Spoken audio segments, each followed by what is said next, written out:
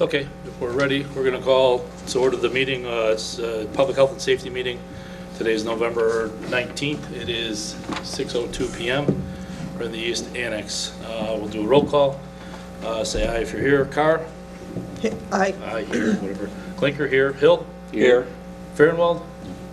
Here. Here. Cazares? Here. Johnson? Here. Slattery's absent. Also present is Chief Arzab from the Police Department, Sergeant Sepisi from the Police Department, Chief Rita from the Fire Department, and Don Marchbanks is absent. I do not have any minutes to approve, so we'll skip over that. There are no citizens here, so we'll skip over that. We're going to get to Fire Department business. Chief, we're going to ask you to step up to the microphone if we could, so Ben can get everything on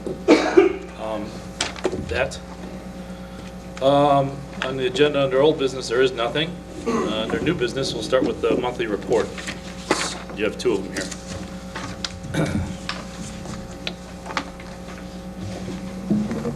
Can we go back to old business? Sure. Because I did that GMT that I talked about, I believe in.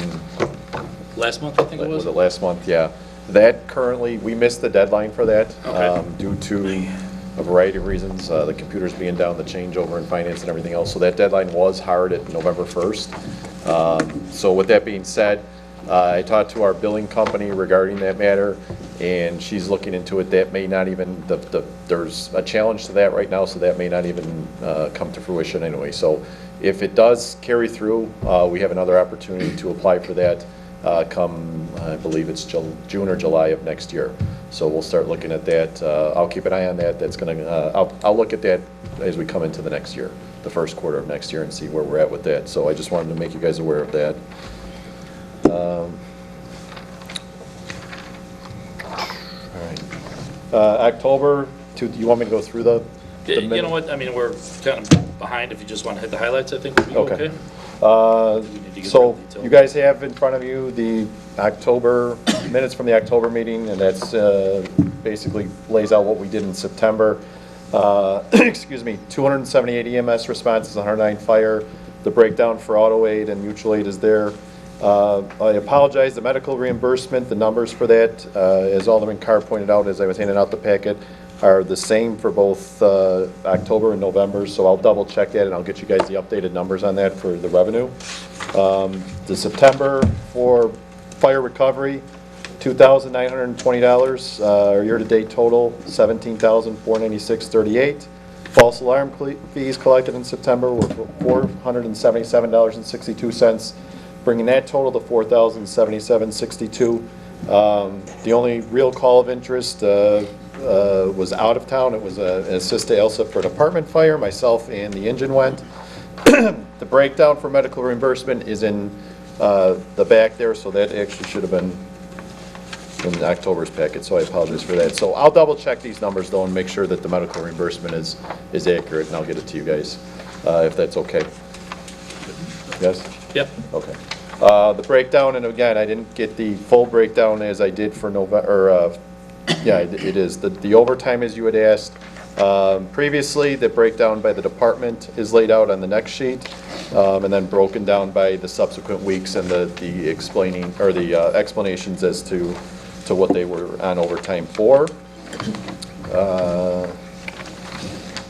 Let's see, the 7G, that'll be the last page in the packet, breaks down what we spent hour-wise, and the total amount and what we did, and who did it. That's that last page for the month of September. So any questions regarding those? I'll get you, I apologize. Any questions about that? Questions? I don't have, nope. All right, Okay. to the next one. November 2019, in this one, and I apologize as far as the breakdown and the overtime, that's not going to be in there as such because the computers were not, so he wasn't able to track that. He's got to go back and do the whole month of October. So that's why I was able to pull the total numbers off. That's what you see as number 3, so this packet's a little bit lighter. But for the month of October 2019, we responded to 310 EMS responses, 116 fire responses, 6 of which were auto aid responses to the respective towns, broken down as such. Again, medical reimbursement, I'll update that for you guys. Fire recovery, what we received in October was $1,926.08. bringing our year-to-date total to $19,422.46. False alarm fees, we only collected $100, and our false alarm fees collected year-to-date are $4,177.62. Calls of interest for the month of October. On October 5th, we had a structure fire in several cars that was at the junkyard in unincorporated Cook at 13101 Brayton. Went to a box alarm, had some water issues. Thankfully, nobody got hurt, but that's an ongoing investigation. I reported on that previously. 1012, small fire at 13414 Mozart. It appeared to be electrical in nature. Thankfully, the family was able to get out prior to our arrival. Damage was held to a minimum. And then we had a report of a structure fire on Halloween at the lot, mobile home lot, Lot 8. And that ended up being, thankfully, we had the ambulance from Station 2 was out. They were tied up at Ingalls, and we got trained and had to go all the way around to Ashland and Wood to get back. The maintenance people that were there changing out the carpet for that trailer were able to identify, well, they smelled it. It shorted, it was a light fixture on the outside of the building that shorted out and got the trailer going. They were able to get a garden hose on it and hold it till we got there. So thankfully that happened. That was the perfect recipe for disaster on that one. But we were thankful that they were there to take care of that.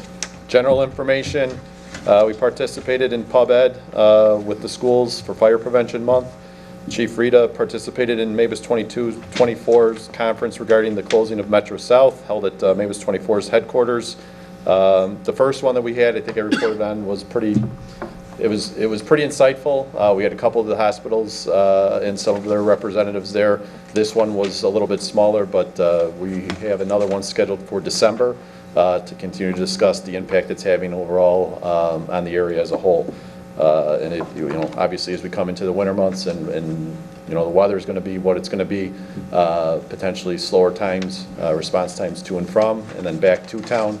And then, of course, if we have a flu outbreak or any other illness, we're going to monitor that closely and see where we're at. We conducted an active shooter drill with the PD at Eisenhower. That went pretty well for the first time, all of us working together. I think the PD will attest that we didn't have many problems amongst ourselves as far as communication. The school actually worked well with the school, so it's invaluable having those resource officers in there for sure. I'm sure they'll attest to that. But from our perspective, I think it all went fairly well. And God forbid, hopefully, you never have to do it. But the hope is to expand this program along with the PD and work closely with them. And as we go into 20, we have kind of a game plan is to get our guys trained, or all of our members, both PD and FD, trained in active shooter and play a more prominent role in doing that through the community. Maintenance-wise, excuse me, the AMCAS tools were serviced and hoses were replaced that had been worn for some time. We're still having a few issues with the generator for that. That's actually currently out right now again, but we're looking at it. I also have written 2 grants for that and been denied for new tools. So I'm going to write another one. We'll see where we're at. They do need some upgrading, but we'll keep looking for sources to fund that. The ladder rack for the reserve engine, that's currently been placed on there, so we now have ladders. That engine is, other than a little bit of hose that it needs, is fully functional here shortly. So we did replace the windshield on ambulance 2152, and I think I did report on this again. This is kind of, it's not all related obviously to us traveling greater distances, but unfortunately with this ambulance, this was a rock that came off of 57 as they were returning from Roseland Hospital.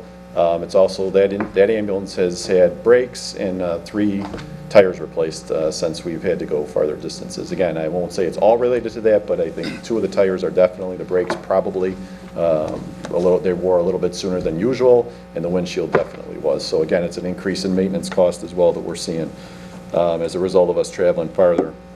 And truck 2124 still out of service. That's getting, I think I reported to you guys before, the wear pads on the main wore, and they were gouging into the side of the ladder. Thankfully, it wasn't structural. We got it before it was structural, so that's good. But it's, again, wear and tear on the rig. Thankfully, the guys were doing their checks and caught it. They assure me that it'll be back for the light parade, so I'll keep you guys posted on that. But that should be hopefully soon it's back. Fire prevention, and this will be under, I think, new business too that we have. We did receive 72 smoke detectors from the City of Chicago Fire Department, their Fire Prevention Bureau. The gentleman that worked here some time ago, and Chief, or Alderman Klinker, you may remember him, I don't know, Walter Schrader, or Wally Schrader. Long time ago. Yeah, this place is near and dear to his heart, so he called me up. He had 72 extra, and you want me, I'll get to that under new business as far as we're, okay. So we got that, forever grateful. He said that, you know, if we wanted more, we could discuss it with him, but again, I'm going to present something to you guys, or ask your guys' thoughts on it in new business, so we'll go from there. Flow MSP work and pre-plans continued. Again, we were kind of dead in the water for a lot of the month, or a month and a half with the computers being down and everything. Prior to that, Lieutenant Zielinski was able to get a lot of the pre-plan, or actually all of the businesses entered into image trends, so we are pretty much updated on that as that goes. So that actually is a good thing. The train hours, again, were not logged due to the computers being down, but I will get that updated shortly. We should have everybody back up. Bill was able to get everybody back logged in and everything else, and everything appears to be working. So hopefully for next month we'll have that those hours again for you guys so you can review it. And we continue to go do ongoing driver's training and probationary fire training. A couple of them are about to come off of probation. A couple of them were cleared to drive. So we just have 2 that are currently unable to drive the engine or the truck, but can drive the ambulance. So you should see a reduction in overtime, hopefully, regarding that. We are losing one other member, or actually we lost him. Firefighter Whitlock went to the City of Chicago. November 18th was his last day. And we're currently processing another firefighter to become fully staffed again. So I'll keep you apprised of that. Operationally, we have migrated completely from Firehouse to Image Trend, issued some new SOPs. And under EMS, we're continuing to explore our options with Metro South obviously now closed. As I stated, we're constantly in communication with the hospitals, other chiefs in the area to see how things are going. Like I said, it's been relatively quiet, thank God. But obviously the season is upon us that we're going to probably get busy. And then ambulance 2162, that's the one that we got from Posen, did pass its IDPH inspection. And we just got the registration today, and it is in service, so we are good to go. We have 3 ambulances again in town. The last, or the two remaining pages in there are, again, the breakdown for the overtime by each member. I do not have the reasons as stated previously, and then we also have the 7G. It wasn't a big month of 7G as well because, again, computers were down and there wasn't a lot for them to be able to do, unfortunately. So, questions about the reports? Yeah. Yes, sir. Chief Rita, is there any kind of like volunteer programs to be able to help you guys in any instance? I know it had to have some kind of training, but is there anything in place for that? For volunteer training? No. Or just volunteer, you know, to help you guys? That's what I meant. As to do what? Like, would you suggest anything? Yeah, anything. I mean, I'm looking, as we spoke before, I would like to do at some point here a cadet program and get the kids involved from high school and above. We do obviously have, we take riders. We actually had one today from the Marine Valley EMT program. So we have opportunities if people want to come by. We don't have anything formally set up, but we can certainly look at that. Yeah, because, you know, I know in a lot of rural areas they have like volunteer firemen, period, and constables and things of that nature. But I know, you know, because of our, you know, finances that we're not able to do a whole lot of things, but I figure that maybe, you know, with the volunteer, you know, it could help you guys, you know, out as long as it doesn't put the, you know, the city at harm. Well, I think a lot of that comes under, not to cut you off, but a lot of it comes under like Don's and or Chief Marchbanks's world. That's where we kind of mesh, and they'll help out. So I mean, I know he's always looking for help. Okay. And it's a lot easier to get those folks over that way than it is to get them started in anything with us. But to that point, like I said, I would like to at some point start a cadet program and grow that as a means to not only recruit, but also to address some of what you're talking about. Okay. You mentioned about the smoke detectors. I'm sorry. I remember last year you and I were talking about the Red Cross, because I was stating to you that they had a bunch of smoke detectors to give away, and I wanted to actually direct part of that to, I guess I'm gonna have to say, Chairman, to Alderman Klinker about maybe maybe being able to give them out to the people that's less fortunate. Right. You know what I'm saying? I know a lot of times we walked in the past, me and the mayor, when he was an alderman, and a lot of the trailer homes, they just couldn't, you know, they wasn't, you know, well, you know, because you was the chief Yeah, so at one time. when I was chief, going back a little bit, there was a couple things that we did then. State Fire Marshal gave us 5 at a time, I want to say. I don't know if that program's still in existence. They have one through the Fire Safety Alliance. Yeah. So what I wanted to do, and if you want to bring it up under new business now. Go for it while we're at it. That's- Yeah. If that's Yeah. that was one of the things I wanted to bring to you guys is, again, obviously, having the 7 wards, how you guys wanted to split this up is, you know, only having 70, well, 72, so we'll make it simple math and say 70, how you guys wanted to divvy that up. If you wanted to do it amongst the wards, you wanted to do it just, you know, first come, first serve.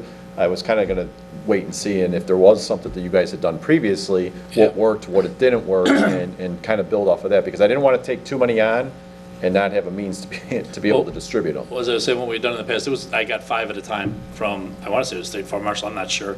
It was on their website, I could look back and try and find out. And then all I had to write down was people's names and addresses, and then I mailed the little piece of paper back to Springfield, or faxed it back to them, and they sent us 5 more. So I don't know if that program's still in existence, it's gonna take a long while to build them up, but, you know, if people know we have them, it's a good idea that people like you're saying that might not have the financial means to do it. Right. The other thing was, you said the Red Cross, and I do remember after one of the fires we had, they had a program too. It was like right towards the end of when it was actually down on 127th Street, and I talked to a lady, I had her number, I called her, left messages, and then I ended up retiring. So I know the Red Cross also has, Yeah. I'm sure you're aware of that too, you know. So, I mean, any ideas on how we would go about, you got 72 right now? Is I what got you're saying. 72 right Probably now. 10 per ward, because I think each one of us know, you know, families or whatever, per se, in our wards that might need them, that can't, you know, Yeah. afford them and things of that nature, or, you know, we can ask them. But, you know, when you start doing those things, it's like giving out anything free. People gonna come that, you know, can very well afford it, you know what I mean? So, I think setting the limit is, might be unwarranted for some areas, such as, you know, we know some areas that 10 is not enough. Yep. In other areas Yeah. where free is a convenience and not a necessity. So I think necessity will determine itself, and it will write itself, and perhaps we should just ask our marketing department to add that to their newsletter, so it can go out on the water bill. Yep. And in the meantime, aldermen, we should talk to our constituents and let them know that there's a program that is available. 70 Yeah. fire detectors, and Yeah. at that point, the news will be out, and when the newsletter hits the homes, they'll be ready to take action. And we could put it out on the web too, because the thing is, some of the people that's renters, you know what I'm saying, of course, they won't get the water bill, the owner would, you know. I don't believe that the city's going to be ready to give these out tomorrow. No. They have to right, track that, and then Yeah. be ready to Yeah. you know, distribute them accordingly. So. Yeah. And I got one more thing. I don't know how this will fall, Alderman Klinker, Chairman, because me and my son was volunteering in Robbins, and we fed, made like 200 bags for the people who was less fortunate for Thanksgiving, and then we flowed over to the trailer homes on Broadway, right by like Horace Main High School, school rather, and I met a guy that while I was doing there, and he owns a company called Retrofit USA. And they have programs now for our first responders for the police department, as well as the fire department for solar panels. And it pretty much is just about free, put it that way. But the savings could, you know, help us in so many different ways, you know, when you don't have a, you know, electrical bill and things of that nature. That would help curb some of the expenses that the fire and the police department. And I was going to give him your information, you know, Yeah, since you're the chair, so he can come there and he can tell the spiel to all of us. You know what I mean? Yeah, if you could give me the information, maybe we can get them to come to the next month's meeting and have them talk. I'll And get I the think information maybe to it'd be you. worth our while to see if we can get Brian from the building department too, because I don't know anything about solar panels Yeah. in buildings. Yeah. You have a comment? I've got a question. Are landlords required to put in smoke detectors in their buildings? Yeah. Yeah. But like some people rent Alderman Carr, just like with putting the batteries in, you know, you're supposed to put them in like every time the time sets back, it's an easy calendar, the reminder, but some of the people who, you know, just renting, you know, that thing probably been in there for a couple of years if they've been renting for a while and batteries never been changed and probably obsolete because they supposed to, but they don't, you know. And it's hard to keep up with them because, you know, especially in apartment buildings and things, because they transients, you know what I'm saying? They're in there for a little while. And just as, I hate to speak badly, but a lot of our landlords are not good landlords, you know? Okay, so back to smoke detectors, I think we kind of got off of that. So what we want to do, Will, if I got this right, was have it put in the newsletter also on the website, that we have it starting a basic pilot program, for lack of a better word. They're limited, and for people to contact their alderman if they're interested. Is that what we're looking at? Is everyone okay with that? Sure. Yeah. Okay, I will get a hold of, I'll send an email to Sarah and also to the mayor's office. I'll include you too, or, you know, and we'll see what we can do to get it going. You want And me, then, what's you want that? me to prepare some? Yeah, if you want to do that, that'd be great. Yeah, that's fine. Perfect, yeah. So, yeah, if you want to, and then send, like I said, if you want to send it to Sarah Brown. And the committee? And the committee, yeah, Mayor's that'd be good. office, all right. Yeah, then, you know, well, I mean, it's kind of first come, first serve. I do know that when we were giving them out, and I don't know how you guys feel about this, when we were giving those out when you only had 5, you got 1. You couldn't take all 5 of them. You know, I mean, you got to make sure we're spreading the wealth here a little bit. And that, yeah, and that was one of the concerns, is obviously if you have a story home, you're Right. gonna want to have more, but again, it's the need and And how something we else, can something else approach that it. we need to consider, and all the aldermen, maybe we get that word out too, is that you need to be the owner of the building. You know, if I own 6 apartment buildings and I come in for free smoke detectors, that's not right. No. Right, You know what I mean? right. So, Because he's supposed to supply them himself. right, exactly. Really? Right. Exactly. You know, I think this should be more geared to, you know, maybe like a mobile home or single family. or Single-family something. residence, right? Yeah. Okay. Okay, I'll Yeah. put something together and Okay. get it to you guys and Sounds good. go from there. Chief, do you believe the distribution of these fire detectors will be from your office or from the city's office? We can do it either way. I can tell you, obviously, with us, it's not that we can't, it's just we have to obviously have the availability to do it. And as, like I said, depending on how this takes place, I would like to certainly grow it. But again, it's all, if we start committing people to it and then we start running calls, I don't want to leave people in the lurch and wondering. So I think, yeah, initially we could probably accommodate. I mean, it's 70, and if we're controlling the flow of that by, you know, like I said, I would like to have a form to be able to track it and take some of the liability end of it away from us. But again, as this grows, certainly with your guys' input, if you guys want to be a part of it and you want to distribute it, you guys want to go, you know, hand in hand and do it together, that's fine by me as well. You want to make sure that whomever is distributing these units will also dish out a little bit of information as well. Sure. And we could do that the same in the newsletter. So we have 70 units, but unlimited, unlimited amount of information that we can provide, such as Alderman just stated about changing the batteries and simple things that we can, precautions we can take to ensure our safety. Sure. That's all I have. Okay. Anything Does else? anybody else have anything else on smoke detectors? No. Okay. Fire fleet vehicle replacement discussion? All right, well, this I kind of stole from the PD, even though we've been discussing it. This came up at the staff meeting last week, right? There's been, and again, certainly, obviously knowing the financial constraints that we're all under, there's really been no capital plan for replacement of apparatus, to my knowledge, and Alderman Klinker, maybe you can No, there has not talk to been. that. So that being said, the ladder truck that we talked about is 1998, so it's going to be 22 years old in 2020. That's going to be in need of replacement at some point. We have an engine that's in a 1994. We have another one that's 2008 and a 2009. So you can see the age of our fleet. And I mentioned the ambulances and the wear and tear on the ambulances. Although we have 2 that are 2014s and new and in good shape, obviously traveling longer distances now and being out more is making it more susceptible to wear and tear.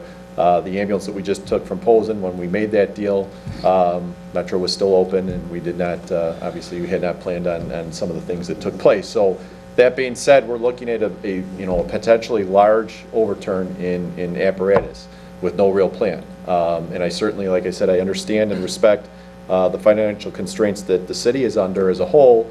And again, I've done my part as far as looking for grants. We were denied the grant for this year. I'll apply for the one next year as well to replace the engine or the truck, whichever.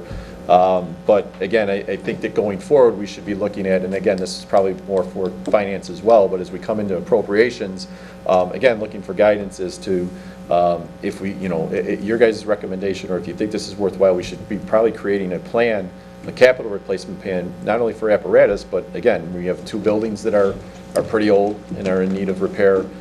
So overall, we have a budget, and again, I again understand the financial constraints that we're under, and the majority of our budget is going towards manpower, but all these other things are something that obviously I have to start thinking about, because again, it's going to affect our day-to-day operations if we don't have the proper equipment. So again, just looking for a little guidance, throwing that out there, that again, how you want to see it as a separate line item, how you guys would potentially like to approach this going forward.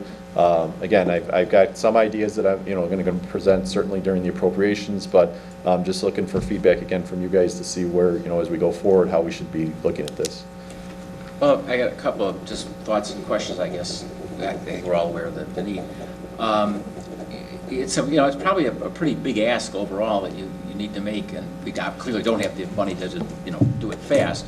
So it's going to need to be timed out properly, but at the same time, it's going to be absolutely essential that the fire department have the equipment it needs to have. You guys probably know more about this than I do, but in your world, it's a big enough thing that like maybe if we would engage a consultant to come in and take a look at the situation and help us plan this, which also might bring some ideas for grants and cost savings and whatnot. It's just, in my world, that's kind of what you do when you have a situation like this. I don't know in the, emergency services world if you do or not, but it is a big deal that you're needing to do, and not to suggest that you guys don't know all there is to know about this stuff, but maybe an outside resource might be helpful to look at as well. Well, I'm sorry, Alderman, but I know we had, I had mentioned several times before about having a grant writer, because even though Chief Reader sees things, but that takes him Sure. away from, some things that he need to be doing. So I suggested about us getting a grant writer just really for the city, Yeah.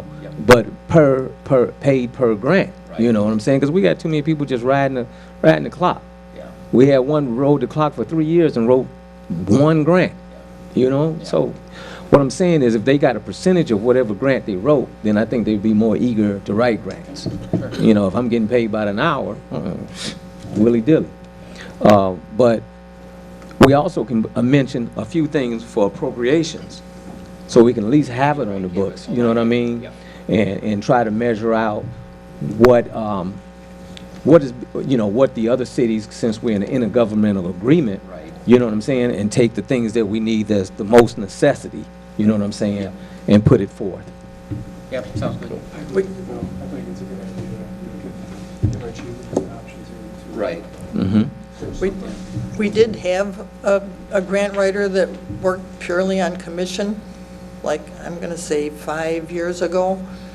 I don't know if you remember Jody Prout. Jody Prout, yeah. She worked just strictly on Right. commission. She wrote the grants, and if she got the grant, then she got, I don't know, I don't remember exactly what the percentage was, but It was a percentage, you're right, Carl. she got a percentage. We should be able to do something like that. But we could have kept her, kept her on board, but she can still actually operate in that same capacity, but just not, from in-house, you know what I mean? Sure.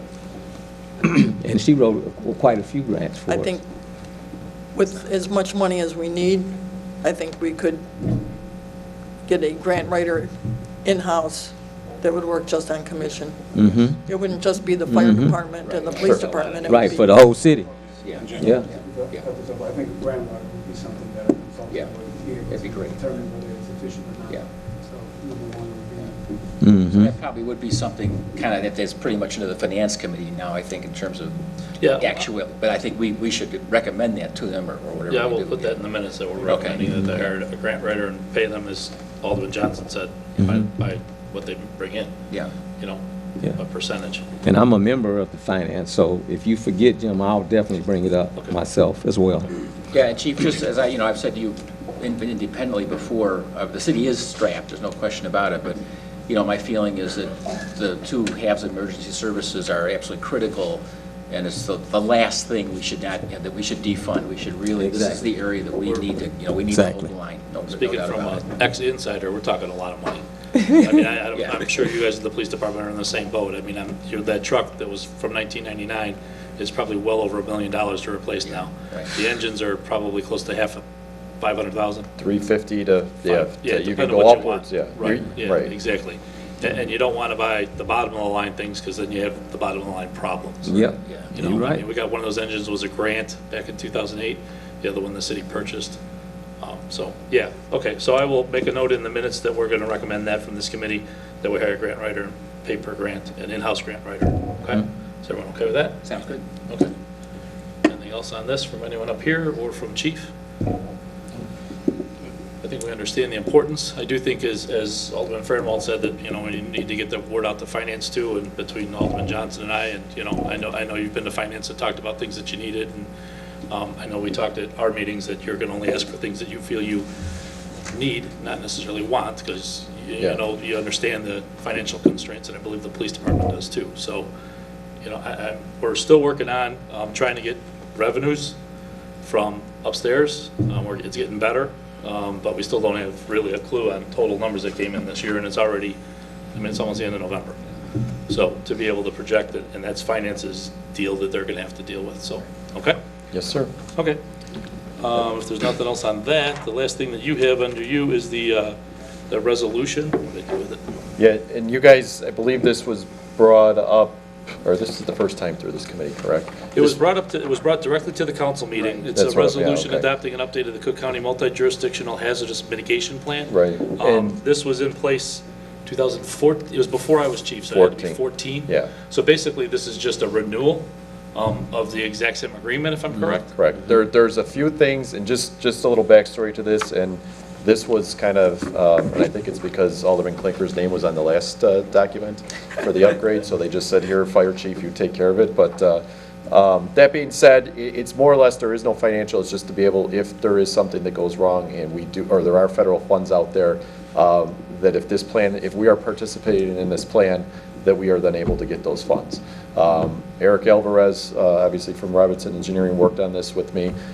He did the bulk of it. I'll be honest, I went to a couple meetings at the Cook County Department of Homeland Security, and we collaborated with stuff. He added, I think, 2 projects in here.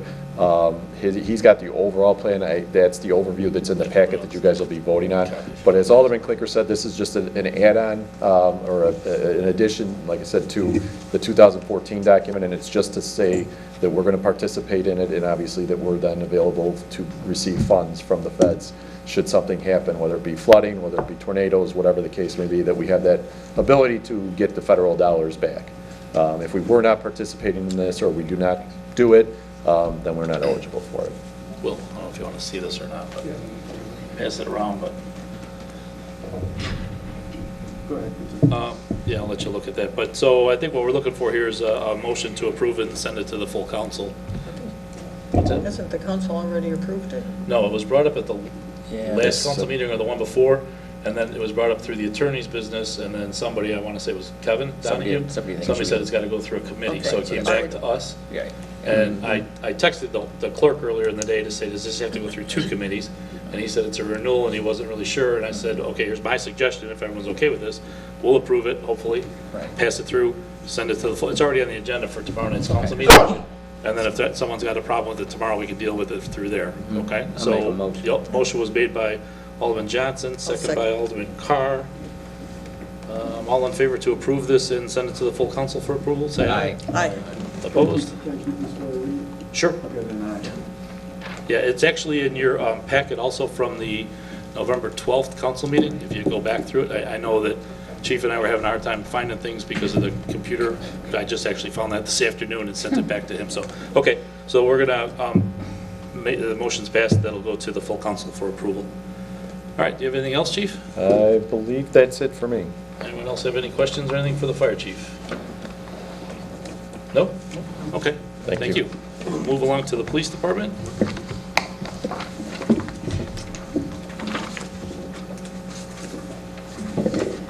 Thanks, chief. Hello, Chief. So, Police Department business, old business, is the speeding task force update. So, I think everyone's familiar with what we did. Yeah. Because Alderman Fahrenwald, Cazares, I think it was Jim Polster was supposed to be on it as well, and Sergeant Sepisi. Yeah, right. And I know the three of you guys met, so if you want to just give a Sure. report on what you came up with. Yeah. Is that okay with you, Chief? Yeah, Step on your perfect. toes, Yep. but okay. Okay, thanks. So you've got a document that I handed out here that kind of summarizes our discussion. Had a good meeting with the Sergeant and Alderman, and actually I was really pleased. Between all of us, we kind of surfaced a number of ideas and talked about the fact that we want to take this opportunity to maybe put some kind of a process and logic to this question that gets raised all over Blue Island about speeders and what do you do about it, and what the city can do and what it can't do. And there's a lot of constraints, money probably being a big one, but also just legally what we can do from a liability standpoint, and then what different residents want.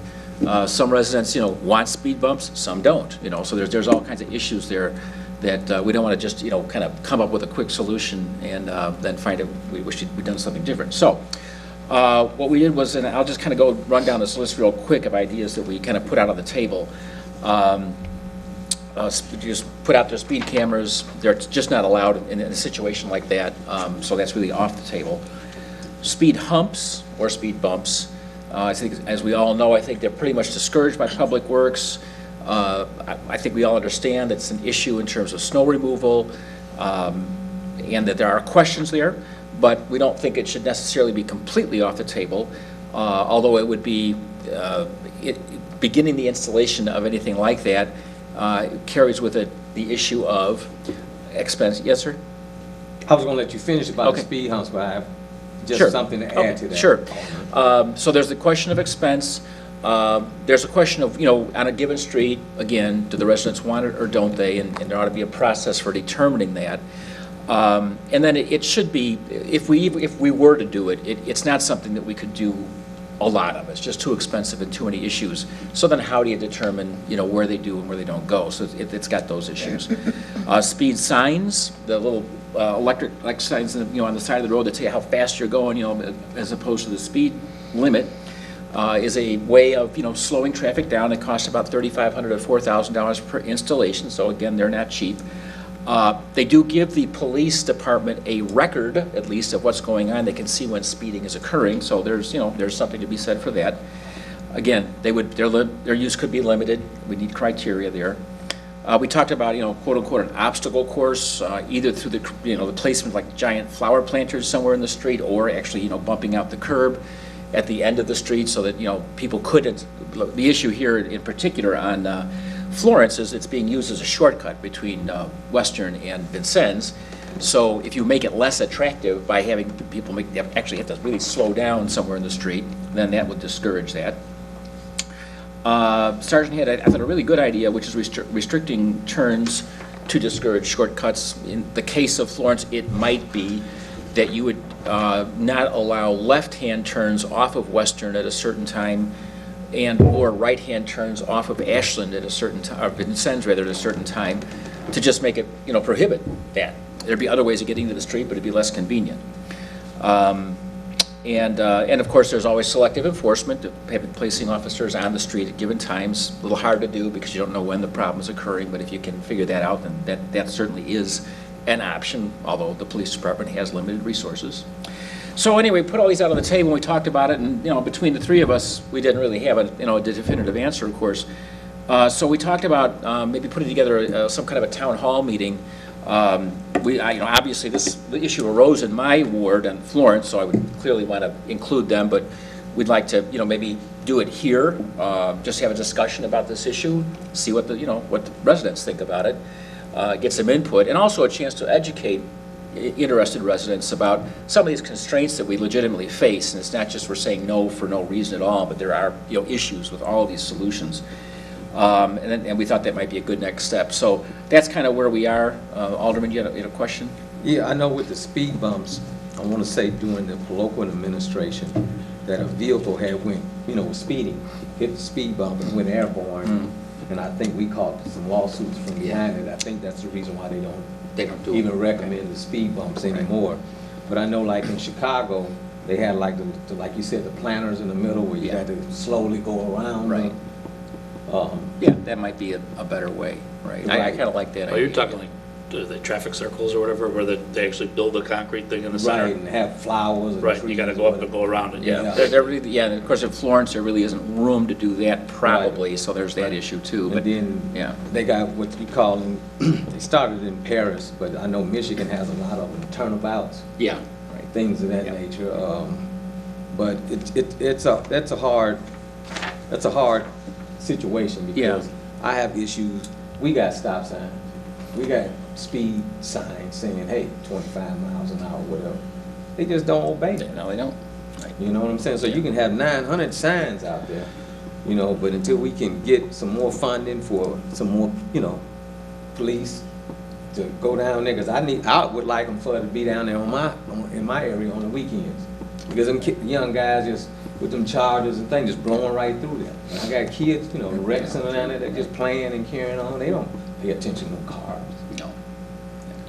So, you know, what we do, if we did this town hall, is we'd obviously have the sergeant, any of us who wanted to attend, maybe we'd want to get Eric from Robinson, might be a good person to come in, and, you know, anyone else from the administration who want to participate, and put together a little program about it, and then open it up for public comment, and, you know, see what we get from that, and maybe we'd at least get a feeling for what people, you know, really want, and maybe help Right. them understand what we can do and can't do, and, you know, then see if that gives us some way of moving ahead. It's not a particularly easy issue, and it's a lot of challenges, and I don't think there's a silver bullet either, so. But I just know that I've had this experience, I'm sure everybody else here has, that people complain to you about it, and you don't really have anything to say. It's like, well, sorry, you know, nobody likes speeding, right?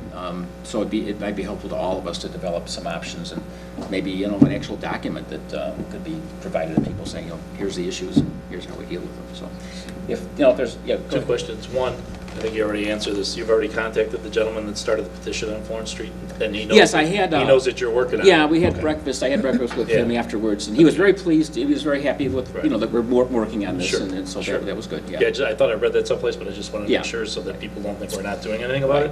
And two is, when would you be looking at doing this? Like January-ish? Probably, yeah, but it couldn't possibly do it before the holidays, so, yeah. Yeah, that's what I'm thinking, especially if you're trying to develop something to pass out Some or information or yeah. whatever the So case may be. maybe I'll reach out to Eric for one thing, and you too, and maybe we can get together again and just kind of talk about what the agenda would want to be on that. And Alderman Cazares, does that sound good to you?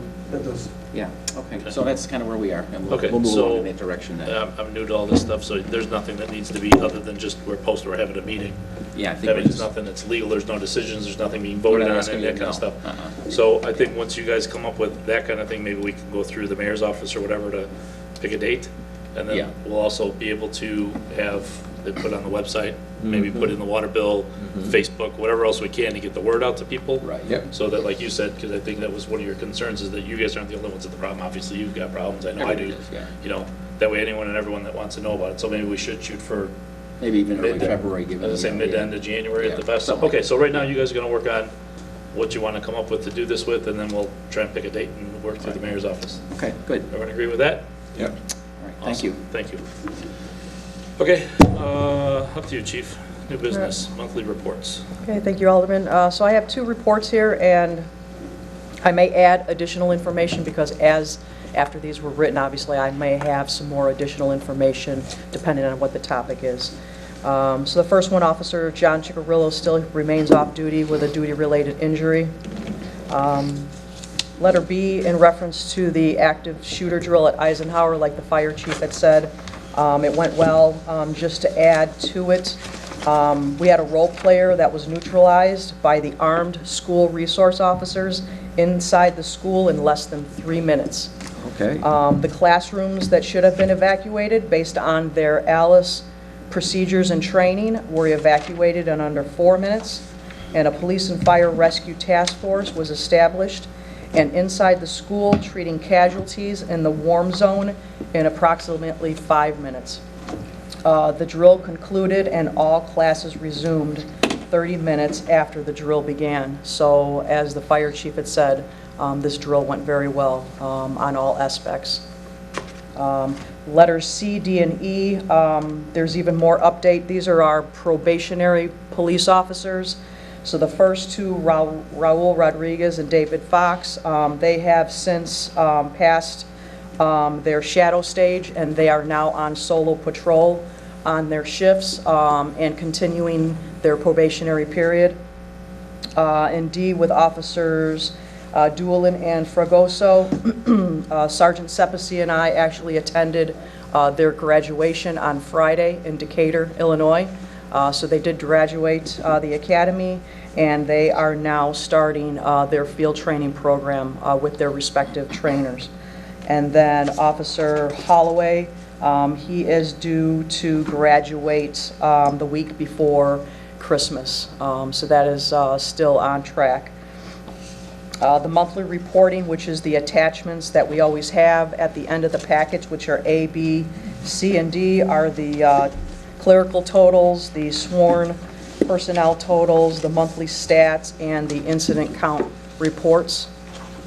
On the next page, the calls for service, 2,641 for September.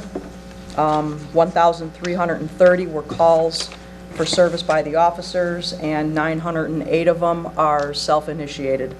We recovered 3 firearms that month, no FZO deployments, and you can see the training for that month, and also the last part of the training, all sworn members also qualified with their firearms for that month.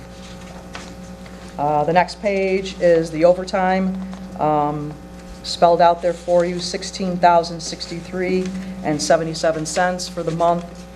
The department projects, Lexipol, we're still working on the procedures for Lexipol, and we are doing the Taser 7 training. We did get the practicals, the online training finished before we got the ransomware.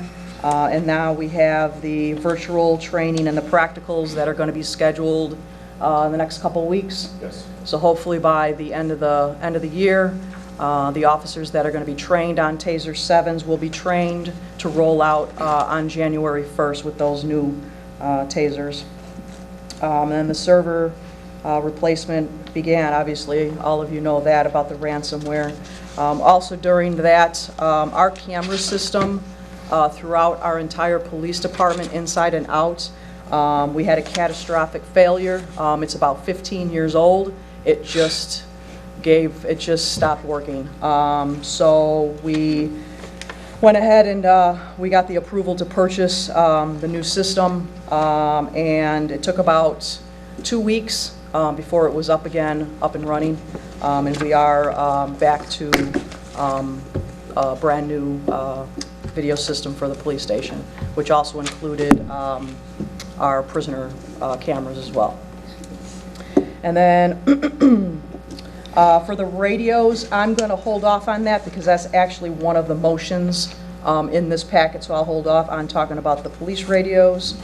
We're still working on changing from Capers to Clarity with our records management system. Hometown Police Department is actually testing it and getting all the kinks out of it, and hopefully we will eventually move to that records management system, which is part of our cost with Cook County. And then we also used some more of our JAG funds through the grant to get more cameras in some of our squad cars. So we're still doing that.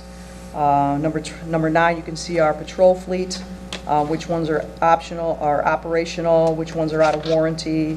That's just an update on how our fleet is looking. The next page is all the different case assignments that we had. And then starting on the bottom, we have the cases of interest. Did you want me to go through the cases of interest? No. If you guys just want to read them on your leisure, some of the main ones, I know there was, we had the Thorntons robbery, the Popeyes robberies. They have since been captured and charged. We also have a co-defendant for one of the Thornton robberies. That one, he's been identified, I believe. Capturing him is still under investigation. We're still trying to find him. But those main ones, those offenders have been captured and charged accordingly, just to give you a heads up on some of the major ones. Yes, Chief, Alderman? can I ask a question? Obviously, since before the whole system went down, haven't been getting our updates from you that we used to be getting about, kind of incidents that were going on. Yes. Is it possible to get that started again? Yes, yes. I've been kind of trying to prioritize all of my responsibilities along with the deputy chief responsibilities. So I'm trying to get to that point where I can start giving you guys more police information. Unfortunately, I'm still doing both of those jobs, so I have to kind of prioritize, but eventually I'm going to start getting you guys more information through daily emails as soon as I can. Great, As soon as I thank you. get some more help. Thanks. Yep, absolutely. And then look on page 7 for the community engagements. I attended the meet and greet at the Blue Island Library on September 5th. September 11th, obviously, we had the tribute to 9/11 with the police and fire by the police department, and also we attended the 9/11 salute at Lincoln School on that day. And then on the 19th, students from St. Walter's did a police tour. And on the 26th, we assisted Lincoln School with their walkathon. And then the attachments are the usual attachments for the clerical totals, the sworn police totals, the monthly totals, and the incident counts for that packet. Any questions for that packet? Yes, Alderman? Chief, is there a limit to the time that an officer can be on medical leave? As far as like an on-duty injury? Well, I know Officer Chickarillo, I think he was injured in May of 2018. Right. I So believe at what it's, point do we put him on medical disability? he has 1 year, and then now he's on, what is it called? It's called it's not IMRF, he's only getting partial payment. Once you hit that 1 year threshold, then he goes into a new category until it's determined that he is completely under disability, and then if it goes through pension, then it goes through And that. workman's comp, right? I'm sorry? Workman's comp as well, right? Yes, Because right now, he'll get 60% until what she's talking about that year. Then there's another evaluation to see, actually through the state, if he has to be, what part of his disability is, you know what I mean? Whether it can be helped or healed, or just put him out on permanent disability. And I also believe, and this is getting into medical stuff, MMI, maximum medical improvement. there you go. That's the Once stage that he's in now. The doctors and/or therapists or whatever he's working with say he's reached the best he's gonna get. Right. Then it's a matter to determine whether or not he's applying for a pension, a disability, or whatever the case may be. Right. So as long, I believe, and don't quote me on it, but as long as there's improvement, we can still work towards that. It carries out, yeah. Yeah, Right. but I'm not positive. But it has to reach that year stage before. Well, you're saying he's been off over a year now, right? I think it was May of 2018. Oh, no, so it is a year, it's a year. So it's the same injury that you know Yeah. of, Carr? Yeah. It's the same injury, yeah. Yep. Okay. Any other questions for that one? I got a question about that, the vehicle with the Cadillac converter. Yes. Do we do any businesses like, like our vehicles to any of the Blue Island businesses as far as something like that? Or do Yes. our mechanic, does he do that? As far as if our vehicles got, Like it Victimized? said something, no, it said something about a Cadillac converter, didn't it? Yeah, I think needed one. I hope I didn't read it wrong. Yeah, Yeah, it there's does. one that's out. 1345. Right. He's talking about repairs. Right. And I was just wondering, do we, just like they tell us to shop Blue Island, right? Do they give us a, 10% discount for getting this Cadillac converter at Velasquez muffler shop or whatever? So I'm just asking and wondering, did we ever reach out to, one of our in-house businesses? Because I'm quite sure our maintenance guy or mechanic is not gonna do the Cadillac converter, right? he would be Our able to. mechanic will Yeah. do He catalytic will? replacement and gets the parts from me. Okay, cool. Yeah. Okay, now we'll look at the next month. We'll go past A, B, C, and D. I already gave you further updates on those. Item E, Sergeant Sepisi will be attending North Western University School of Police Staff and Command in January of next year. The monthly reports, again, the clerical totals you see there, sworn police report, the monthly stats, and the incident reports. Calls for service, 2,613 for October. 1,251 were calls for service. 1,008 were self-initiated. 7 firearms were recovered, and no EVZIO deployments going on to the second page on top. The rest of page 2 and 3 is all the training that was done for the month of October. Going into page 4, the overtime disbursement for the month was $14,837.84. And on the bottom, again, we're still working on procedures for Lexipol. Taser training is still going forward. We're getting the server replaced, obviously, the camera system. I gave you the update on that. It's up and running now. And also, just so that you know, too, on that note on the bottom of page 4, also during this ransomware that the city was involved in when they were looking at another computer inside the old 911 system, that is where, one of those computers is where our key fob system, the app is on, and we went to click on it, and that was also, it was affected by the ransomware. So at some point, our key fob system is going to go kaputs. So at some point, we're going to have our vendor, which is Videotech, come in and look at that as well. Page 5, again, capers, I already gave the update on that. Item F, if Sergeant Cephasy can come up, we wanted to talk, or do you want me, I know this is on a, this is also a line item for the police fleet. It's not until number 7. Do you want me to wait, or do you want us to talk about the fleet? Just finish your report. We can skip And then we'll that for talk now. about that? Yeah, we'll just kind of Okay. keep in order. All right, gotcha, so we'll It's easier skip for that me one to for follow. right now. And then also on that, we'll talk about the detective vehicles too with that. And then also the ComEd Project Green. If you see in your packet, it's going to be the last item in your packet. It's a 2-page. It's going to say Project Green Environmental Solutions Incorporated on the back of your packet.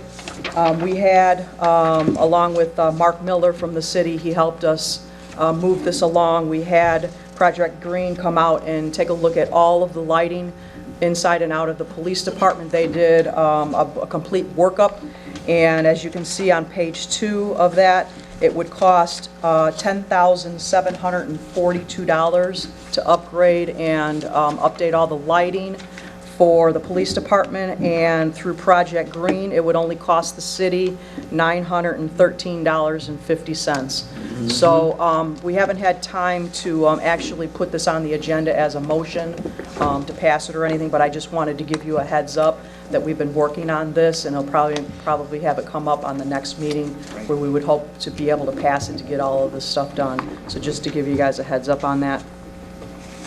And then also, bottom of page 5 is the fleet update again.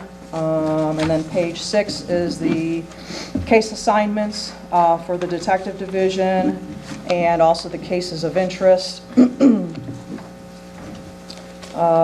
then the community engagements, we participated in a lockdown drill at St. Benedict's on the 2nd, and then on the 9th. It was Lincoln, wasn't it? Yeah, Lincoln, sorry, that was a typo on there. The 9th, we did Lincoln's lockdown drill. And then we had officers attend on the 13th, the Neighborhood Watch Ward 6 Oktoberfest at the Meadows Golf Course. The 18th, we had the shooter drill at Eisenhower. The 29th, we assisted with the Red Ribbon Week at Veterans Memorial.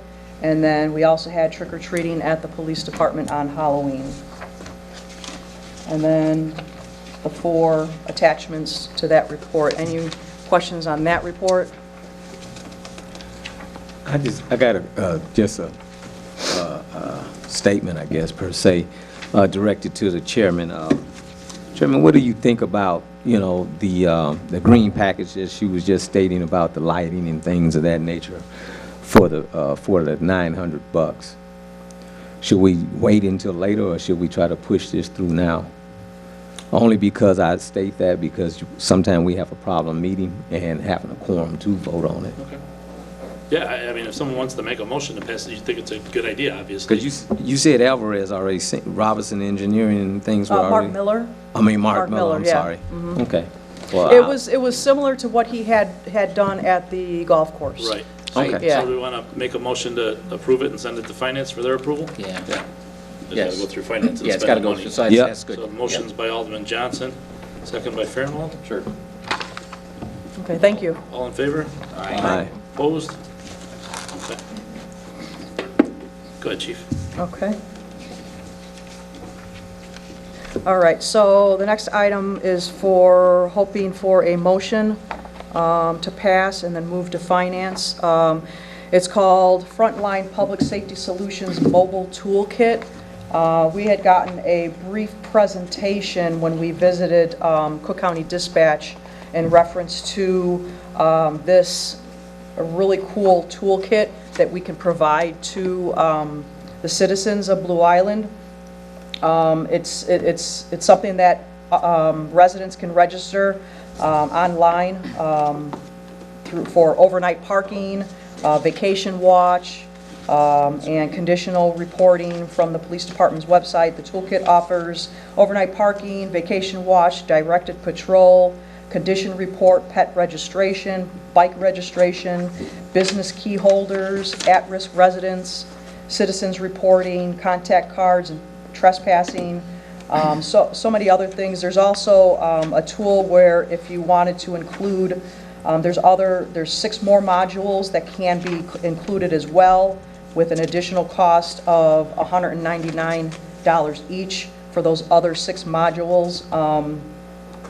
And it allows residents to make their own entries, which will minimize phone calls and data entry required by our staff. This can be offered through our bill that we get through Cook County already. It would be just an additional annual cost of $1,000 for us to have this toolkit for the residents. And I was looking, which obviously is already budgeted through Cook County, and I was respectfully requesting a motion to enter into this agreement and to pass it through finance. Yes. Just a quick question. So we would, or I guess you would select 6 of these modules? Is that what I see on this? No, the modules for, if I understand this correctly, Sergeant Sepisi is kind of like, he's the one that kind of put all these stuff together. I put a lot of stuff on his plate as well to get done, so I appreciate everything that he does.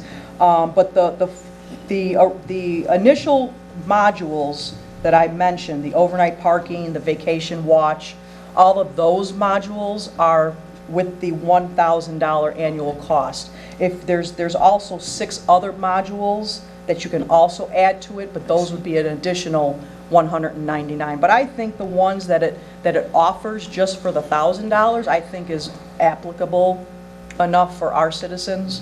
So I wouldn't see a need to add those additional ones for $199 more. Okay, thank you. Yes. Question, will we be taking advantage of this as a portal, or will we be housing this on our server here in the city? So this service is offered through Frontline Public Safety Solutions out of the western suburbs. It's all cloud-based. They maintain everything. What would be is a link on our website and our Facebook page for people to go to it and register through it. So it wouldn't be anything we'd have to maintain on our servers, no data to us or anything. So you get quick buy-ins with this, it's a lot of good stuff. Thank you. So obviously, we're not looking to start this till next year by the time it gets through this and then finance committee, correct? Right. Okay. Yes. We originally had the Code Red program, and then we have now the... It's I'm forgetting- Rave. I'm sorry. Rave. Or the Smart 911. Smart 911 we have now, so this would replace that, in effect? I mean, you're talking about That'd be an at-risk addition. residents? No, I don't this- think so. Yeah, this doesn't necessarily replace it. What this allows for people to do is go online and, like the condition reporting. I see a stop sign down, I see a light pole knocked down, they can go on there, they can report it, an email will get directed directly to Superintendent Polster and to the Chief of Police saying, hey, this is what's happening, alleviating the need for an officer to necessarily go out to the scene.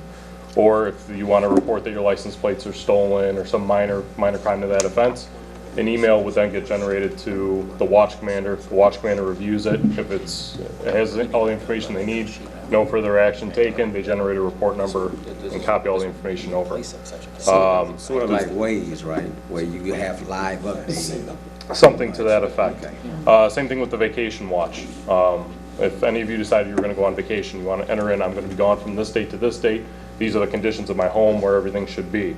The officers will be aware of who's on vacation. They can go to the address, check on everything, go into the system and log that they conducted a vacation check, and then that resident will then get an email from the Vermont Police Department. We hope you're having a good time on your vacation. We checked your residence. We noticed these things about it. Something to that effect. But it's not necessarily we would use this system to replace anybody that's already registered through Smart 911. I think this is a great system, but we should be aware, though, that there are a surprisingly large number of residents who do not have computer access. So this isn't going to be everybody's solution. Right, It's, sure. you know, Correct. just, Especially the elderly. yeah. Right. So when you have overnight parking, Yes, that's yes, for me to report, I have somebody spending the night doesn't belong here? Yes. So I don't have to call 385-1313 and give you the make, model and stuff? I can, is this an app on my phone or is this on computer? They're developing the app, Okay. but the mobile version of the website, it's I can mobile still do friendly. it, okay. So All right. it's comparable to that. Is this the deluxe version, or is this just what we can, So this is what Frontline did. They went to all the agencies that go through Cook County Dispatch, the suburban agencies along with Cook County. And typically these 6 modules cost $1,500 a year. Frontline said, if we can bill one entity, being Cook County ETSB, we'll cut everybody's rate to $1,000 just to send one bill out and have one payment come back. So that's why they made this package exclusively for the counties that Cook County dispatch for, or the suburbs that Cook County dispatches for. I mean, this is great. These Sounds these good, are all doesn't selling it? points, and, Yeah. people move into towns for this kind of stuff. you know? Right. Just a question, sorry. Is like, say for instance, I got, a bunch of young babies, kids and things. And I wanted to find out if there was I know you guys got it posted at the department, like pedophiles. Do they, sex offenders, do they, are they registered? As far as I can go on that site and find out, okay, there's a guy that lives right next door to me, whatever. The solution, that doesn't handle the sex offender registry. The solution I would give for that would be to probably talk to the Browns and have that link to the Illinois Secretary or Sex Offender Registration Unit, and where you can pull that map up, have that link added along with all of this. So if you wanted to look that up, you'd have direct access to it. I was just asking, was it already? Yeah, that's not something that Frontline covers. Okay. But But it sounds good, everything else. Yeah. Okay, so any other questions? We have a motion by Will to enter into this agreement and send it to Finance Committee for approval. Motion by Will, second by Either one, it don't. Alderman Hey, we Johnson. all in this thing. all in favor? Aye. Opposed? Okay. Chief, I'm going to ask you this before we get into all this, so keep this Yeah. in mind. Since our Finance Committee, which you want all these to go to, is Yes. next Monday? On the 3rd, or, yeah. So do you have all these, Yeah, you get the second. emailed to Kevin Donahue? Yes. Because what I'll do is when we're done with whatever passes, Mm-hmm. I'm going to contact him, say, hey, be on the lookout, Chief, send you this, and this, Okay. because I'm obviously not going to have this report ready for tomorrow night's council Right. meeting, but just to let him know that we want those added to next week's finance, or you want them added. Yeah, Okay. that would be great. Okay. Yes, So, yeah. thank you. All right, so that one's good. Let's move on to the next one. Okay, so the next two kind of like go hand in hand. This is going to be the frontline training tracker and the PACE scheduler. So, I mean, since you're up here, you might as well, this is your baby, so. Frontline Public Safety Solutions, while we attended the same meeting, they gave a presentation on what's called their training tracker software. And what this would allow us to do would have a cloud-based service that would track all of the training for all our department members historically and going forward. The state of Illinois every year is adding more mandates of certain areas where we need to have training in, and those those mandates expire at different times. So what this would do is allow us to easily track that training, get us alerts of when certain members are in need of training and how many hours. And then it would also be a web-based program for us to have our department roster, our equipment, and everything stored on the cloud. So like we ran into in the last month, 6 weeks or so, how we lost that data for a time being, and then we had to go back and update from that time we lost. This would all be web-based and be accessible on any web-based computer. Going along with that, we can also track people's FOID cards, their IDs, their expiration dates, so we can also get alerts on when those things are about to expire. Frontline is partnered with PACE Scheduler. PACE Scheduler would allow us to enter the training into Training Tracker, and then it would automatically remove that person from their shift or make any adjustments to their schedule in that other software program. We had a demo with PACE Scheduler. It fulfills all the needs of the department. Currently, we use Schedule Express, which costs us annually of $5,184. The fee for PACE Scheduler, which again has more options probably than what Schedule Express has now, the annual fee for that would be $3,200.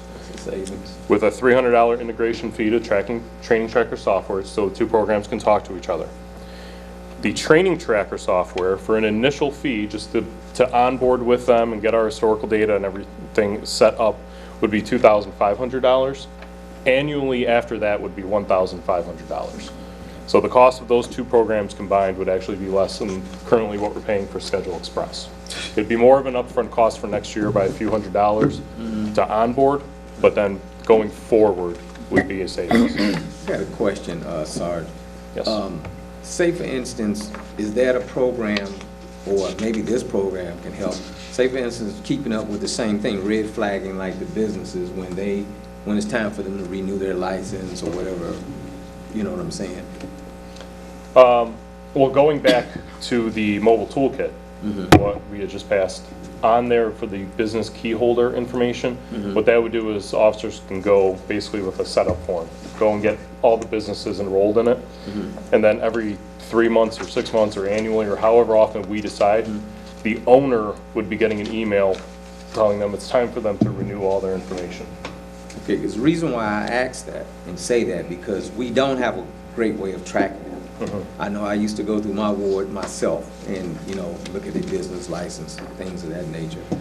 But since that's part of the building department, I was wondering, can some of that fee be directed towards that, you know, their way to ease, you know, departmental spending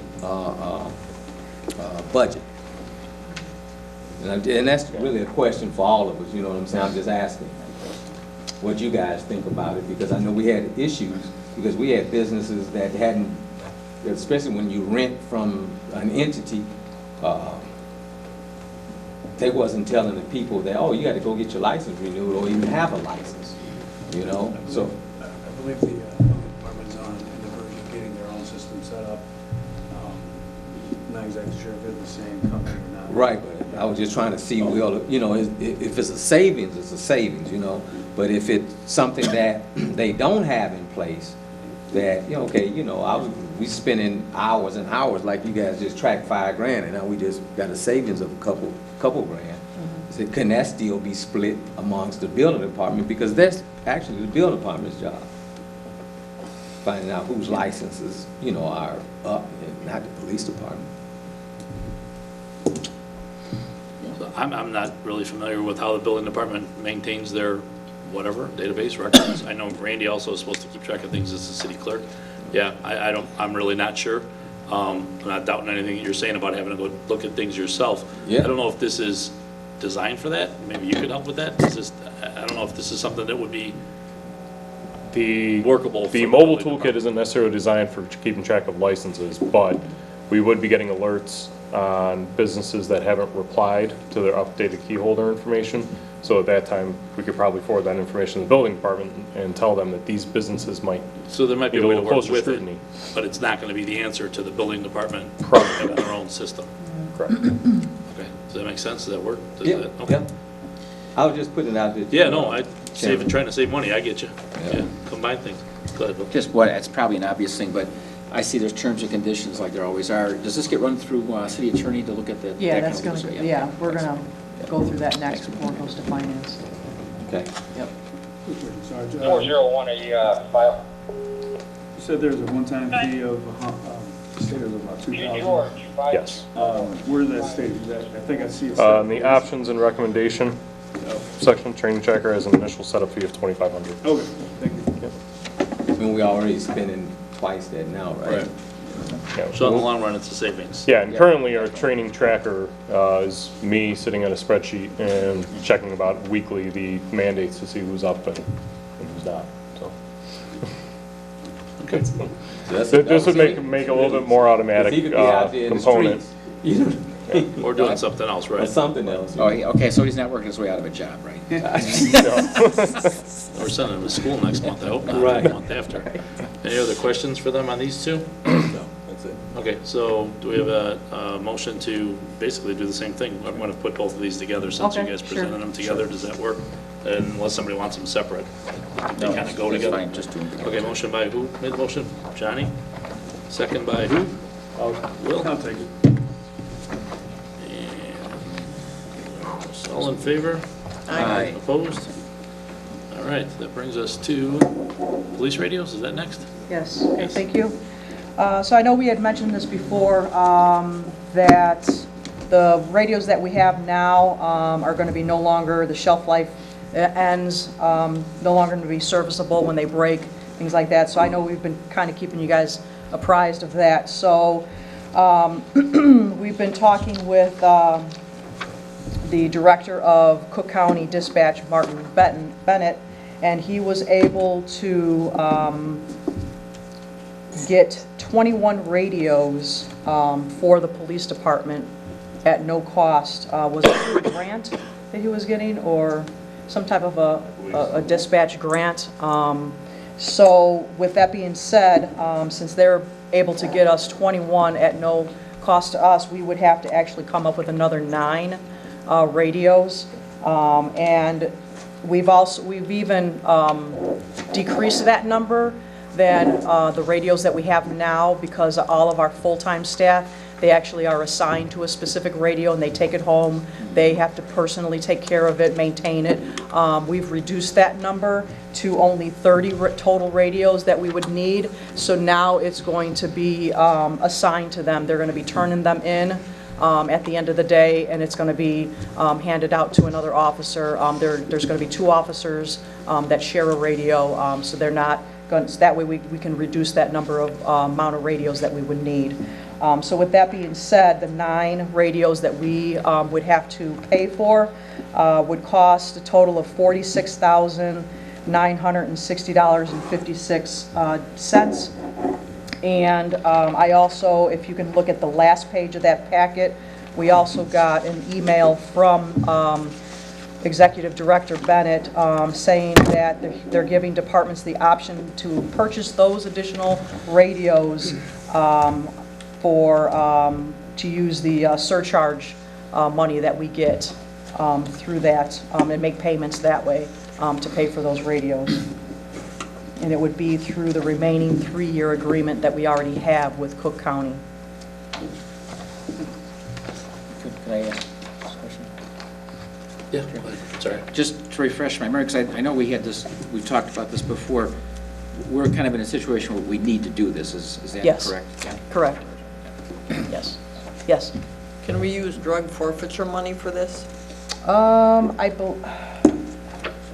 I think we had this as a line item already, as an appropriation, because we were expecting this bill. So I mean, if it's appropriated for, I don't think we can do either. I mean, I think we have to use whatever was appropriated for Yeah, for in the budget. If it's earmarked. Yeah, it's earmarked for it, The yeah. question is the money there? We don't really know. Yeah, I mean, that's what, We don't That's know. another that's question, what, right? yeah, that, I would be inclined to say, let's assume the money isn't there and explore paying for it with drug forfeiture money. Because right now, we really have no idea where we stand financially. We haven't seen any financial reports in 10 months. That's why I've been asking for an audit for the last 11 years. I understand what Alderman Carr is trying to say, actually. If we don't have it here, can we get it from there? Same thing we've been doing, robbing Right. Peter to say, pay Paul.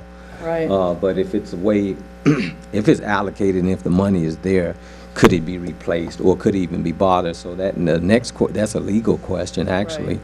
Because I believe, I could be wrong with it, but what, from my understanding, is if it's already appropriated for in the budget, which it was, that if we don't use that money for that specific thing, it has to be used somewhere else in your budget.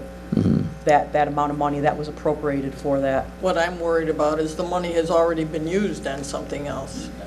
We don't know how far we're overdrawn on what we appropriated for, Right. because we haven't received anything Right. And that's from understandable, the finance too. department. So, Right.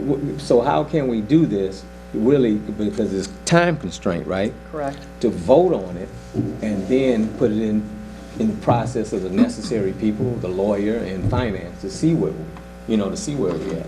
Instead of just holding it here in this committee, to vote on it, per se, contingent upon, the lawyer saying, okay, it's fine, and that the finances is there. You know what I mean? Because if they ain't there, how we gonna pay them? Then that's another thing that finance have to. Yeah, it would be finance. Right, so we'll push it out of our department and put it in, put it out okay, there. right, Right, that makes to sense. finance or in attorney.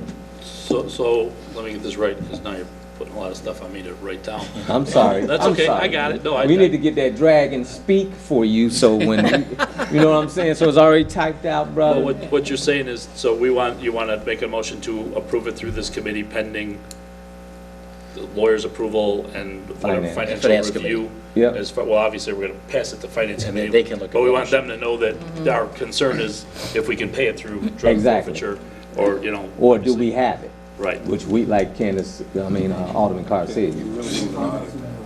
Okay, so that's the motion, is that we're gonna approve it tentatively based on seeing if it can come through drug forfeiture and seeing if we have it. Right. And that's the Exactly. recommendation we're gonna make to finance committee. Yep, That's by Alderman Johnson, yes, sir. second by Alderman Carr. Any other questions I should have asked? All in favor?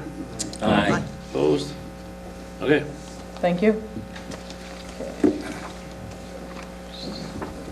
The next one is propertyroom.com. Is that what you got on? the Yes. next? Okay. Sergeant, if you want to, this is just basically just giving you a heads up. It's something that we're looking into. It's just a discussion item right now. He's going to tell you about this service that we can get. Yeah, so currently with our evidence room, we've been overstocked. Both of our evidence rooms, our primary and auxiliary, for quite some time.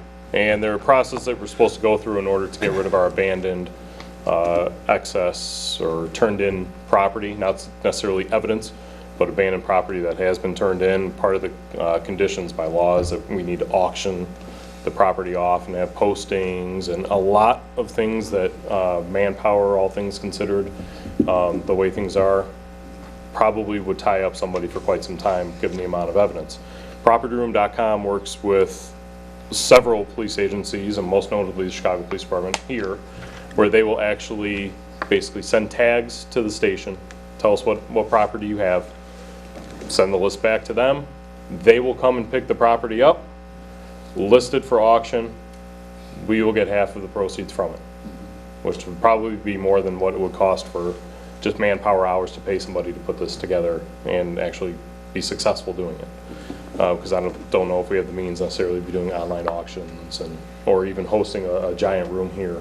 Property would probably fill this room. There's no upfront fee to get into it. There's no membership fee or anything like that. Again, basically everything comes from, we get back half the proceeds. And the property that doesn't sell, they'll dispose of. So it would tie up a lot of areas, or free up a lot of areas rather, in the police department, free up man hours, bring some revenue back to the police department, or the city, probably be deposited in the general fund. But that's just a item now, and they also do have vehicle and equipment auctions as well, because I know we have a lot of vehicles over at Public Works that might fall into this as well. So Yes. With those vehicles, do they resell those vehicles, the ones that are drivable? Whoever buys them, whatever purpose they use for them, Okay. so be it. Okay. I don't think they're running all of Yeah. them. No, I don't think there's anything down there. Right, the only thing they work is maybe parts Basically for parts. or taking it across the scale. Okay. You know what I'm saying? Right. It's an auction. Because like, you know, I know the county does something like that, and they have vehicles But that they they're auction running. off. They're- Right, yeah. they're running. Yeah. So that's why I asked that question, Yeah. are they running? I got a question. I know you guys got a boatload of bicycles back there. And I know we had mentioned about doing some things at different parts of the city, like giveaway, but then we had ran across the problem that, okay, well, little Johnny now claims that's his bike, things of that nature.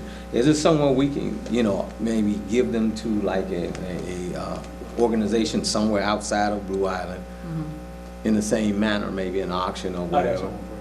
You can talk to them after that. Okay, well, actually, because it's taking up a lot of you guys' space over there, right?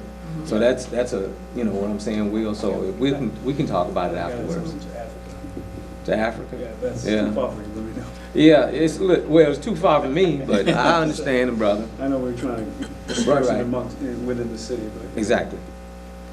So that was just an FYI, we're not moving Yes. forward with that, okay? Correct. All right. Yep, okay. And then the other thing is the police fleet discussion. First, I want to go over our covert detective vehicles. So the 4 detective vehicles that we have right now are obviously aging, just like all of our other cars. We're putting money into fixing them. All of them were purchased with forfeiture money. So my intentions are to, we've gone to numerous different dealerships to try to get the best deal. So we're going to, just to give you guys FYI, that we're going to be trading in those 4 detective vehicles for 4 new detective vehicles, and we are again going to use asset forfeiture money, just to give you a heads up. There is no obligation to the police, to the city, to match that. This is just something that we're doing this is what we've done with our detective vehicles for many, many, many years. And now, like I said, there's nothing that the city has to do to match that. They don't have to buy 4 more vehicles because we're buying these 4 with the asset forfeiture money. So that's what we intend on doing with those vehicles that we have right now.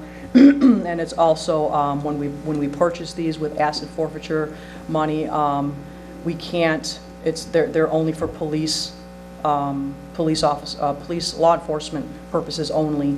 We can't give it to other departments of the city, things of that nature, like giving it to Public Works or Building Department or anything like that. We can't disperse them like that when we're using asset forfeiture funds. So the best thing for us to do is to trade them in now, while we can get a little bit of money for them, and then purchase 4 new ones with forfeiture money and keep moving forward that way.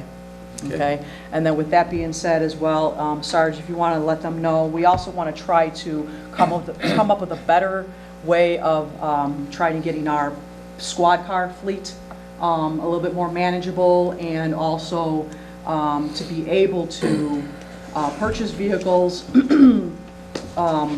hoping to purchase at least 4 vehicles at one time, and then pay them off.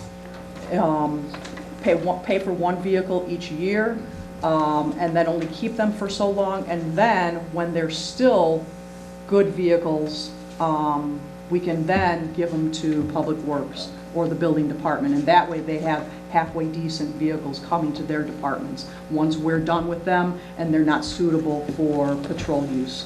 The running and gunning, the wear and tear that squad cars get. So he has a couple of things that he looked into. Yeah, so going forward, the Ford changed the police interceptor utility going forward in 2020, completely redesigned the vehicle, went from front-wheel drive based to rear-wheel drive based. And with that, the price went up significantly. Give you an idea, the last squad car that was purchased was approximately $29,000 with it delivered from Southwest Illinois. The base price, and actually we have an update because I spoke with our Ford rep from Terry's Ford today, it's about $33,829 right now. So it's almost $5,000 more just on the base going up. To go along with that, because they redesigned the vehicle from 2019 to 2020, none of the equipment fits from the 2019 into the 2020, including the light bar on top, which everybody thought that that was going to be a guarantee. But Ford widened the car a couple inches, and now the manufacturers for light bars won't sell the brackets because of a safety hazard. Yeah, that's right. We were fortunate enough because all the equipment on the current Police Interceptor SUVs fit from the old Crown Vics, so you got almost 15, 20 years worth of use out of the equipment, but that's finally come to an end. They had to make that money, brother. Somebody does. And we did look into other manufacturers. Dodge is offering their SUV at $28,187, their vehicle at $26,473.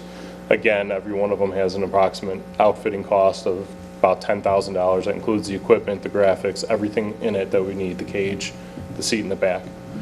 The issue that we're running into, and just looking into the fleet a little bit further, the 7 vehicles that are within warranty this year has cost us less than $1,000 to maintain. And I believe that there may have even been a brake job in there, and one of that bill had to do with the police equipment that was about $250, so a quarter of that maintenance was because of that. All of the vehicles listed on here that are outside of warranty have probably cost us over $15,000 to maintain this year. And compound that for the ones, for the price last year. Half the price of a new vehicle. Exactly. Speaking with Ford, they do have the municipal lease program, how they call it. You determine how many vehicles you want, you determine the pay period that you want to spend on it, and the repayment plan, and even how many payments in a year you want to make. The example that was given to me by our Terry's representative was if we purchased 4 vehicles, including the price of the upfitting in them, we can go with Beverly Bank and Trust, where our accounts are now, get the loan from them, and basically pay back 1 vehicle a year for 4 years, which would be, yes? On that loan, what would be the interest cost? The interest cost would vary depending on what the rate is for the day. Ford offered, I believe it was like a 5.9% interest rate. Beverly Bank came back and beat it by, I think, a couple points. They were about 3.8 or 3.9. But the overall cost per year would come in just under $45,000. So if we appropriated only 1 vehicle per year, as opposed to we did 2 last year for $90,000, we'd still be coming in under, I'm sorry, for this year, for 2019. And we'd be coming under, we'd have 4 vehicles now with 5-year warranties on them, which would really solve the problem with a lot of our 2013 vehicles that we have. Because if a power transfer unit goes out on any of those vehicles, as they're prone to do once they hit 100,000 miles or over, that's a $3,000 to $4,000 bill for the city, just to get the vehicle back on the road anyway. And going with the appropriated vehicles, if we get into a vehicle replacement plan where basically after 4 years we keep doing this, we stagger the warranties on them. Once a vehicle's out of warranty at that 60 to 70,000 mile mark in 5 years, that vehicle, while it may start incurring problems on the police end based on how we drive and how often or how many miles we put on them in a year, those vehicles would be pretty viable for other city departments at that point, who don't drive basically as the police do. And with buying these vehicles with appropriated funds, these vehicles can be transferred to other city departments, unlike buying them with forfeiture money. So. I know the state with the police went, I think we bought like 120 of those Ford SUVs, those Interceptors. Yes. Versus the Charger, because you can utilize that vehicle in so many different ways, especially with your department. Yes. Yeah, an SUV would definitely be ideal for the department. Right. So. Especially now, too, I mean, we carry, over the years, we carry so much more equipment, and obviously the SUVs, with our crime scene technicians, I mean, they've got, storage containers full of storage containers of evidence supplies that they need to process a crime scene, so obviously the SUVs in the long run are more beneficial. And you can sort of go off-road with it a little bit. Yeah, you know what I mean? Sure. I know that's the reason why the state boys went from because that engine in there is ridiculous. That's in that Ford SUV. Yeah. Because it matches that the Charger. But the thing is that the vehicle, that certain vehicle, could be utilized in public works or whatever, being an SUV. Yes. Okay. Thank you for your time. Thank you. else have anything for the chief, or the chief itself? No? Okay. Next item is BAIMA. There's no one here to do that, so we're going to take a pass on that. Next is health inspector. I know the health inspector used to report to this committee back when I was fire chief. I believe I saw on the city's website, we're currently looking for a health inspector. And I think they have them reporting to somebody else, community development maybe, is what it says in the job description. So I'm not quite sure where that's going, but I don't think we. Because there was a woman working like 3 days a week or something. I don't know what just Yeah, happened to no, her. there's a job description, Okay. because I looked the other day, Brian. there's a job description for the finance director and a part-time health Part-time. inspector. There- The story there is that our health inspector that we speak Yeah. of is still employed, has dropped back into hours. Oh. Okay, all right. To on-call. So we're Yeah, looking for okay, for someone- some more regularly than we have, right? When I was first elected, the health inspector reported to community development, Right, but then probably 2 years in, they changed that to where they reported to public health and safety because it was public health. Yeah. right. And I don't know if they're going back to community development. In some ways, It's some of the way because the health inspector reports to the building. yeah. Well, I'm sure whoever they're gonna report to, we can always get the report forwarded to us too. You know, I don't know if we'll get the person here or not. There's one other thing before we get to Alderman's concerns. I think all you guys got the same email I did. There was a grievance Right. from the police clerks, I believe it is. Yeah. And we have between 10 and 14 days, 10 and 14 working days to hear this case. So the grievance procedure, and correct me if I'm wrong, chief, goes from they file the grievance with the chief, whether it's approved or denied. If they deny it, their next step is the mayor's office, I believe. Both the chief and the mayor's office have denied this grievance. Yes. And now it comes to us, we're the third step, and after us, does it go to arbitration? Correct. Okay. I kind of looked through their contract today online. So we need to have a special meeting that I think we just discussed. This is how it works, or at least that's how it's worked in the past. Sometime between now and I think it's the 13th is what we came up with. So what I'll do, if it's okay with everyone, is I'll get a date or two from the chief that she's available. We're good with evenings, I'm assuming. And I'll just shoot out texts to you guys singly, one at a time, and say, here's the dates we're looking at, and we'll try and get a date that's agreeable to everyone. Obviously, this week's kind of, screwed up because of Thanksgiving and everything, so it'll probably be sometime next week, if that works for everyone. I know there's finance on Monday. Is there any other committees I need to know about next week? No? Okay, but all right, so, I didn't get that copy of the grievance because I'm still trying to get Bill to look into my phone. oh, you still don't have it? Okay. No, I still I got one here if you want to text me. You got one? Yeah, or you can have this one if you wanted to, so, because I got it on my email. Yeah. You giving them yours? Okay.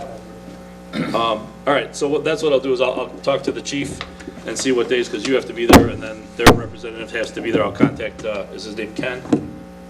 Whatever his name is, Anderson, yeah. And we'll get a date that's kind of agreeable, so we can get at least a quorum to make this decision, if that's agreeable to everyone. Yes. Any alderman's concerns? Go ahead, Johnny. I got one I wanted to address to the chief and also the chief of the fire department. Do we have an evacuation plan for Homeland Security in case of an emergency, that the aldermen, ourselves could, do an evacuation? I think Well, if there's an emergency, if there's an emergency here, is there a plan where we would go out certain area or? Yeah, Mark Miller has all the, I believe, has all the building of it. Yeah. Okay. And that one guy, I can't think his name, with glasses, that worked in the, Jim? 911. McGeever? Yeah. Yeah, Mark Miller should have the evacuation plan. Okay, for all the- I'll ask him tomorrow for him. Yeah. Yeah, somebody came through, I can't think who it was, and did that a couple years ago, because he had to update all that. Yeah. And then he has to update injury reports and all that other kind of stuff for OSHA. So yeah, he does have that. Any other thing else? Does anyone ever, excuse me, anything else? Motion to adjourn by Johnny Hill, second by Candace Carr at 7:40. All in favor? Aye. Opposed? Okay.